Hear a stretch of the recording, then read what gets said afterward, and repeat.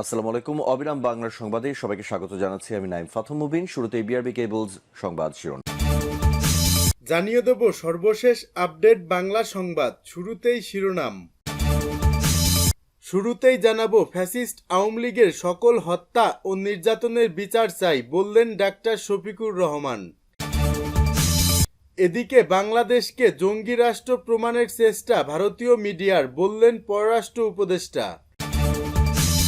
জানাবো আওয়ামী লীগ আমলে প্রতি বছর বিদেশে পাচার হয় $16 বিলিয়ন, থাকছে বিস্তারিত প্রতিবেদন। এবং সর্বশেষ জানাবো আওয়ামী লীগকে কবর দিতে চাই বলে মন্তব্য করলেন খায়ের। এতক্ষণ শুনছিলেন সংবাদ শিরোনাম, এখন থাকছে বিস্তারিত।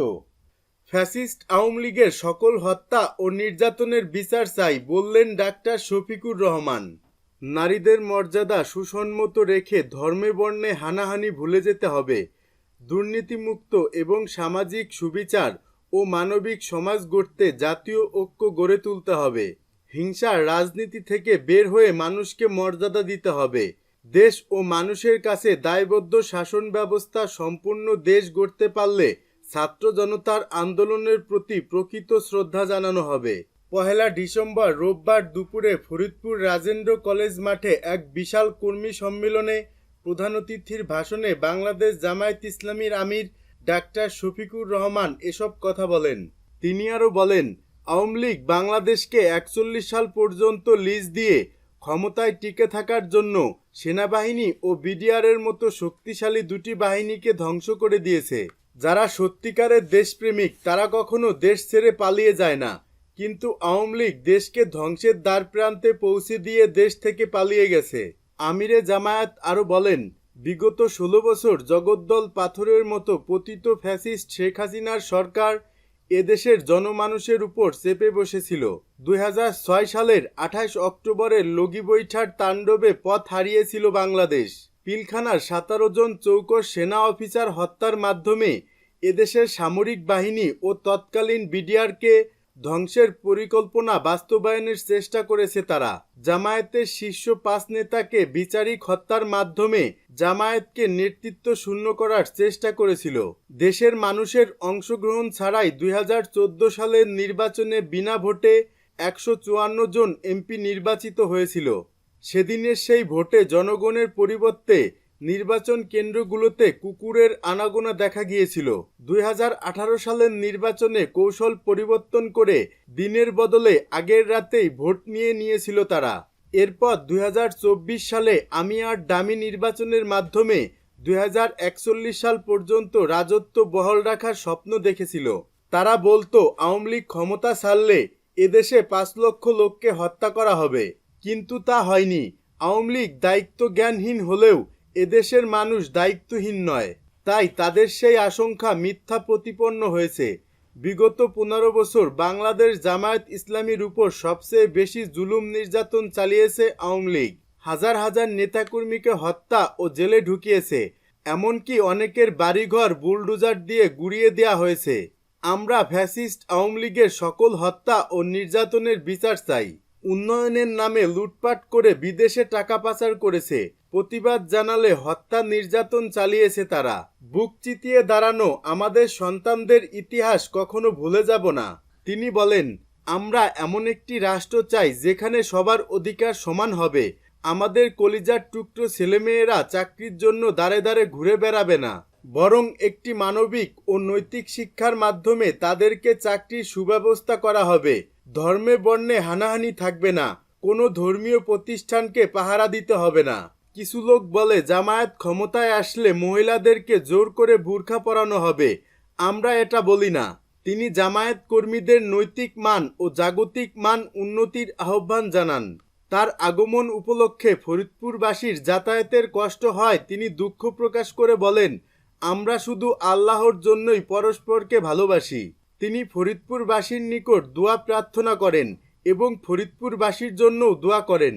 এদিকে সকাল থেকে বিভিন্ন স্থান থেকে নেতাকর্মীরা মিছিল সহকারে সম্মিলন স্থলে জড়ো হয়। এক পর্যায়ে রাজেন্দ্র কলেজের মাঠ কানায় কানায় পূর্ণ হয়ে যায়। বেলা 3টার দিকে আমিরে জামায়াত মঞ্চে এসে হাত নাড়িয়ে সকলকে সালাম ও শুভেচ্ছা জানান। এ সময় গোটা এলাকা স্লোগানে স্লোগানে প্রকম্পিত হয়ে ওঠে।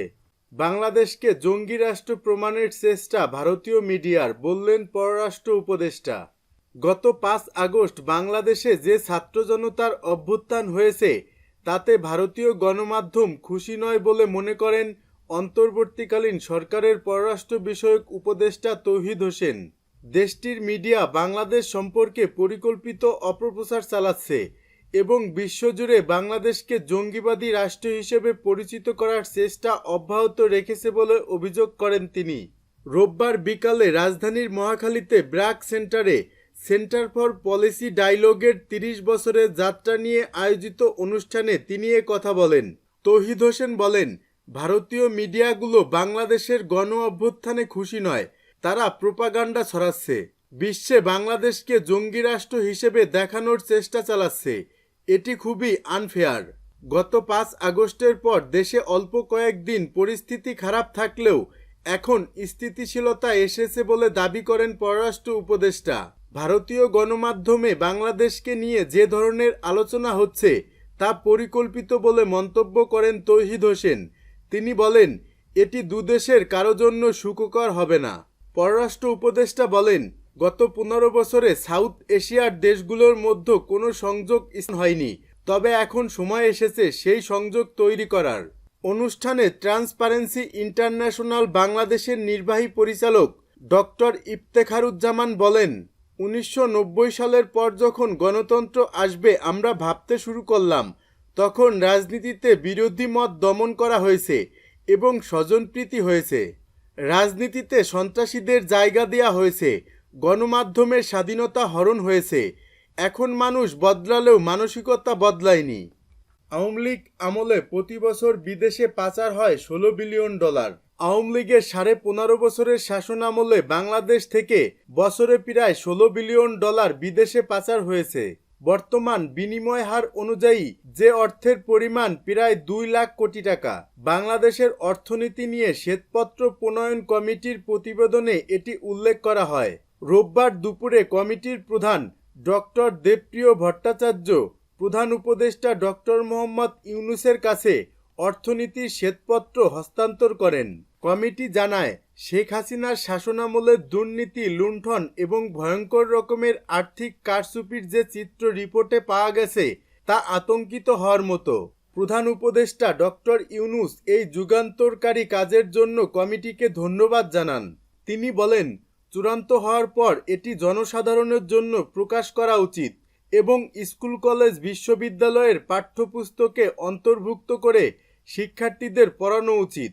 এটি একটি ঐতিহাসিক দলিল। জুলাই আগস্টের গণ অভ্যুত্থানের পর যে অর্থনীতিকে যে ভঙ্গুর দশায় আমরা পেয়েছি তা এই রিপোর্টে উঠে এসেছে। জাতি এই নথি থেকে উপকৃত হবে বলেও উল্লেখ করেন তিনি।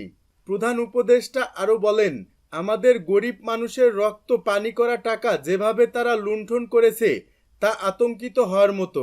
দুঃখের বিষয় হলো তারা প্রকাশ্যে এই লুটপাট চালিয়েছে। আমাদের বেশিরভাগ অংশই এর মোকাবেলা করার সাহস করতে পারেনি। পতিত স্বৈরাচারী শাসনামলে ভয়ের রাজত্ব এতটাই ছিল যে বাংলাদেশের অর্থনীতি পর্যবেক্ষণকারী বহুপাক্ষিক সংস্থাগুলোও এই লুণ্ঠনের ঘটনায় অনেক অংশ নীরব ছিল। প্রতিবেদনে জানা যায়, সরকারি প্রতিষ্ঠানগুলোতে সেই সময়ের প্রেক্ষাপটে ব্যাপক দুর্নীতির প্রভাব লক্ষণীয়। এমনকি রাজনৈতিক ক্ষমতার সাথে জোট বেঁধেছিলেন সেই সময়ের শীর্ষ আমলারাও। সরকারের কোনো হস্তক্ষেপ ছাড়াই কমিটি স্বাধীনভাবে কাজ করেছে বলে জানান কমিটির প্রধান দেবপ্রিয় ভট্টাচার্য। তিনি বলেন, সমস্যাটি আমরা যতটা ভেবেছিলাম তার চেয়েও গভীর। এই ৩০ অধ্যায়ের ৪০০ পৃষ্ঠার দীর্ঘ শ্বেতপত্রে উঠে এসেছে কিভাবে করণী পুঁজিবাদ অলিগারদের জন্ম দিয়েছে, কিভাবে তারা নীতি প্রণয়ন নিয়ন্ত্রণ করেছে। কমিটির সদস্য মুস্তাফিজুর রহমান জানান, তারা ২৯টি প্রকল্পের মধ্যে ৭টি বড় প্রকল্প পরীক্ষা করে দেখেছেন প্রতিটিতে ১০,০০০ কোটি টাকার বেশি ব্যয় হয়েছে। ২৯টি বড় প্রকল্পে মোট ব্যয় হয়েছে $৮৭ বিলিয়ন বা ৭,৮০,০০০ কোটি টাকা। সোমবার সংবাদ সম্মেলন করে শ্বেতপত্র কমিটির প্রতিবেদন বিষয়ে বিস্তারিত তুলে ধরা হবে। উল্লেখ্য, ছাত্র জনতার আন্দোলনের মুখে গত ৫ আগস্ট শেখ হাসিনার সরকারের পতন হয়। তারপরই ওই মাসের শেষ সপ্তাহে দেশের সামগ্রিক অর্থনৈতিক অবস্থা তুলে ধরতে দেবপ্রিয় ভট্টাচার্যের নেতৃত্বে 12 সদস্যের শ্বেতপত্র প্রণয়ন কমিটি গঠিত হয়। এই কমিটিকে 90 দিনের মধ্যে প্রতিবেদন দিতে বলা হয়।